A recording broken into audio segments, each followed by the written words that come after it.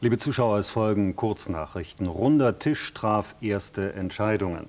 So war man sich bei einer Stimmenthaltung einig, sofort mit der Erarbeitung eines neuen Verfassungsentwurfs zu beginnen. Anschließend beschlossen die Gesprächsteilnehmer, auch für die Ausarbeitung von Entwürfen für ein neues Wahl- bzw. Parteien- und Vereinigungsgesetz eine paritätisch zusammengesetzte Arbeitsgruppe zu bilden.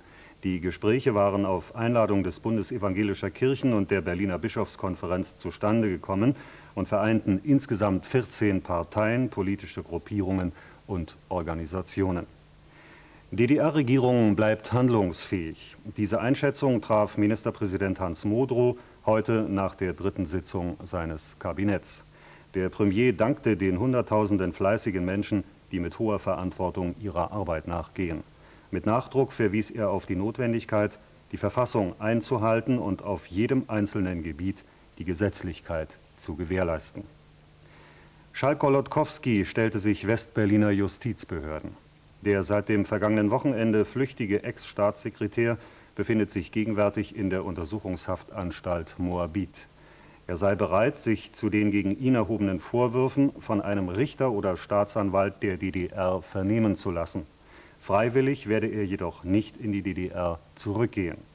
Zu den Vorwürfen der Veruntreuung von Geldern meinte Schalk, aufgrund der ihm erteilten Vollmachten habe er sämtliche ihm zugängliche Konten in der Schweiz auflösen lassen und veranlasst, den Gegenwert von etwa 60 Millionen D-Mark schnellstens auf ein Konto der Außenhandelsbank der DDR zu transferieren. Inzwischen ist ein Ersuchen des DDR-Generalstaatsanwalts eingegangen, den Beschuldigten den zuständigen DDR-Behörden zu überstellen. Arbeitsausschuss der SED veröffentlichte Positionspapier. Darin wird davon ausgegangen, dass ein stalinistischer Sozialismus mit zur Existenzkrise der Menschheit beigetragen hat. Die SED werde sich als sozialistische Partei mit einem neuen Programm und demokratischem Statut in einen neuen Entwicklungsweg der DDR einbringen. Gemeinsam mit allen anderen Kräften müsse ein Weg jenseits von administrativem Sozialismus und Herrschaft transnationaler Monopole gefunden werden. CSSR hat neuen Premierminister. Präsident Gustav Husak beauftragte den bisherigen ersten Stellvertreter Marian Zalfa mit der Bildung einer Regierung. Er ist slowakischer Nationalität und gehört der KPC an. Wenige Stunden zuvor hatte Ladislav Adamec seinen Rücktritt bekannt gegeben. SDP gegen Gewalt und allgemeinen Generalstreik. Die Umgestaltungen in der DDR müssten weiterhin durch eine gewaltlose Revolution geschehen, betonte Sprecher Markus Meckel auf einer internationalen Pressekonferenz in Berlin. In einer Erklärung zur deutschen Frage bekennen sich die Sozialdemokraten zur Einheit der Nation, die von beiden Staaten gestaltet werden müsse.